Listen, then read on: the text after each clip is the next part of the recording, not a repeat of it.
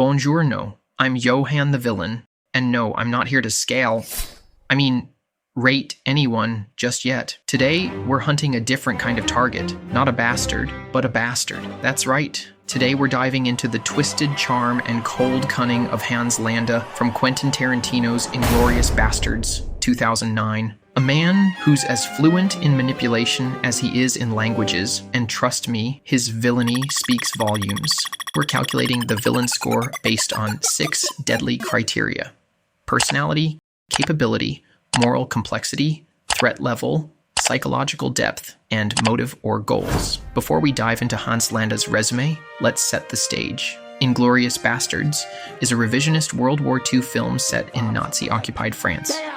It follows 2 parallel revenge plots, one led by the Jewish-American commando squad known as the Basterds, whose mission is simple: kill Nazis. The other, a young Jewish woman named Shosanna, hiding in plain sight, who plots to burn the Third Reich to the ground from inside a movie theater. Amid all this is Colonel Hans Landa, a smooth-talking, multilingual SS officer with a talent for sniffing out secrets. It's a war movie where the bullets fly, the tension cuts like a knife, and history gets a blood-soaked rewrite, Tarantino style. Alright, let's kick things off with the first category. Personality. We're talking about the villain's flavor, their charisma, presence, and that certain something that makes them unforgettable. Hans Landa, played brilliantly by Christoph Waltz, is an SS officer known as the Jew Hunter. His role in Inglourious Basterds is to track down and eliminate Jewish fugitives hiding in Nazi-occupied France. However, what makes him so terrifying is not brute force. It's his mind games. From the very first moment he steps onto the screen with a milk-sipping smile, he has you locked in. He's polite, eloquent, and even funny. But beneath that refined surface is an icy predator who dissects conversations like a surgeon. Whether he's calmly interrogating a farmer or cheerfully discussing strudel, Christoph Waltz gives Landa a magnetism that's impossible to ignore. He blends menace with manners in a way that redefines villain charisma. He doesn't shout to intimidate. He uses pauses, smiles, and eye contact. He dominates scenes not just through what he says, but through how he listens. Every movement, every word is calculated to draw you in or break you down. He is terrifying, charming, and unforgettable. That's a nearly perfect villain presence. And for that, I'm giving him a 9.7 out of 10. Why not a 10? Well, Landa dominates the first half of the movie, but in the final act, his presence becomes more sporadic and less terrifying. By the end, his character takes a more comedic twist with the negotiation. That's a bingo! Slightly undercutting the pure menace he held early on.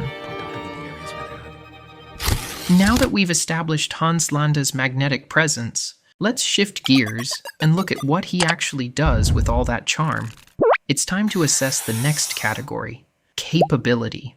How deadly is he really? How smart, skilled, and adaptable is he when things start falling apart? Landa operates in a world of war, spies, and underground resistance fighters, yet he dominates the battlefield without ever firing a gun himself. Let's break down his skills. He speaks German, French, English, and Italian fluently, using language as a psychological weapon. He can make people feel at ease one moment and completely powerless the next.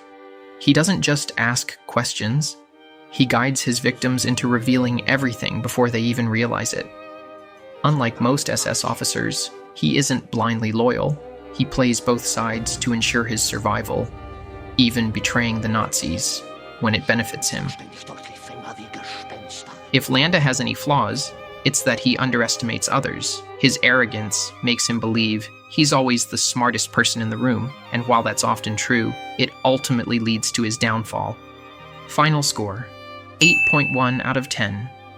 Cerebral, cunning, and scarily effective, but not unstoppable. Let's dive into the third category: moral complexity. Is there a conscience buried in there somewhere? Or is he just evil, wrapped in elegance?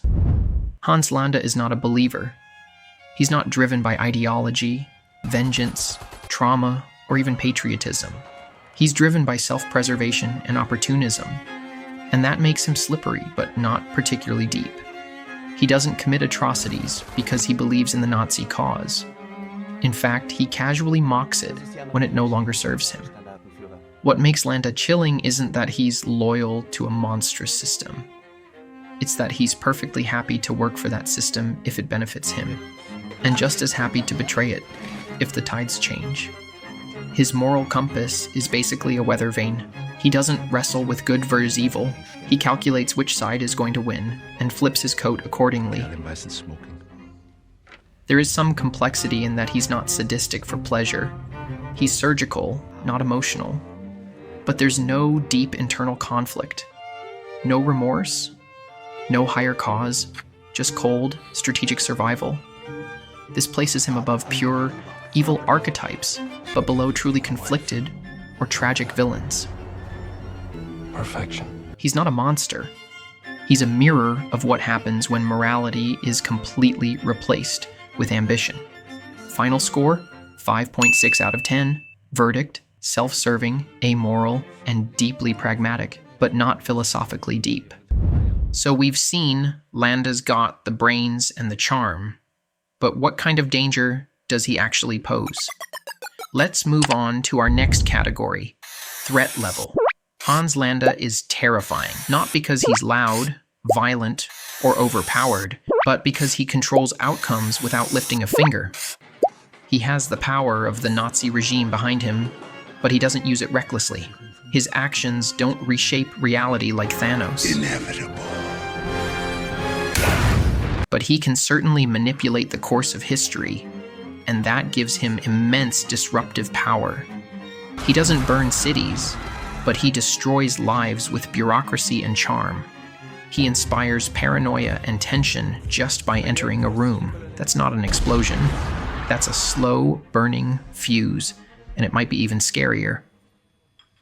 Final score, 7.9 out of 10. Verdict, a master of psychological warfare and state-sanctioned terror. What keeps him from hitting the 9 or 10 range is scale. He isn't a universal threat. He doesn't alter moral paradigms or spark revolutions. His influence is massive within the Nazi hierarchy, but once he loses that structure, like in the climax, his personal danger level drops significantly. All right, we've seen the threat he poses to others, but what about the man behind the smirk? Is Hans Landa a product of pain, a fractured soul, or just a high-functioning void? Let's pull back the curtain and step into our next category, psychological depth. Hans Landa is fascinating, but not exactly deep. He's complex in how he behaves, not in how he feels. We don't get much insight into his childhood, trauma, or internal struggles. He doesn't reveal wounds, regrets, or moral dilemmas. If anything, he seems disturbingly stable, which, in its own way, is chilling. But it doesn't create depth. It creates distance. That said, Landa isn't flat. His adaptability hints at a highly developed psyche, someone who's learned to mirror power, charm enemies, and survive under any system. His calm demeanor masks something cold and calculating, but we never fully get to know why he is the way he is. There's no unraveling, no moments of real vulnerability, no deeper philosophy, just survival and satisfaction. He's a puzzle you want to solve, but one with missing pieces by design. Final score, 6.4 out of 10. Verdict, emotionally shallow, but psychologically sharp. We've talked about how Hans Landa acts, but now let's talk about why. What does he want? What drives his choices? Let's dive into our final category, motive or goals. His motivations are one of the more mysterious elements of his character, not because they're unclear, but because they constantly shift. At the start, Landa presents as a zealous Nazi officer, methodical, almost obsessive, in hunting Jews. But as the film progresses, we realize his allegiance is paper thin. He flips on the Reich in an instant, when he senses the tides are turning. He doesn't care about the ideology. He cares about self-preservation, comfort, and being on the winning side. So what does Landa actually want? Not justice, not vengeance, not even domination. He wants to secure his legacy, his safety, and his status in whatever system is in power. That moral hollowness is unique. His motives don't stem from pain, belief, or even hatred. They stem from ambition without conscience, but it also makes his goals less emotionally gripping or ideologically rich. His motives don't reshape the hero's arc, they just complicate it with chaos and betrayal. Shushada! Final score, 4.4 over 10. Verdict, unpredictable and self-serving. You'll be shot for this! So, after slicing through every layer of Hans Landa's villainy, from personality to power, psychology to purpose, where does he stand? Let's tally it up. Hans Landa has a final average score of 7.02. He stands out thanks to his captivating personality and a truly unforgettable performance. However, he doesn't quite measure up to his peers when it comes to moral complexity, psychological depth, and most especially for motive and goals. While Christoph Waltz's portrayal is undeniably iconic and masterfully executed, perhaps that's the point. Landa was meant to be a performance-driven villain, more than a deeply layered character. Once again, I'm Johann the Villain, and if you enjoyed dissecting the mind of evil with me, hit that like button like it's a glass of strudel, and subscribe for more villain breakdown at a time. Till next time, choose your enemies wisely.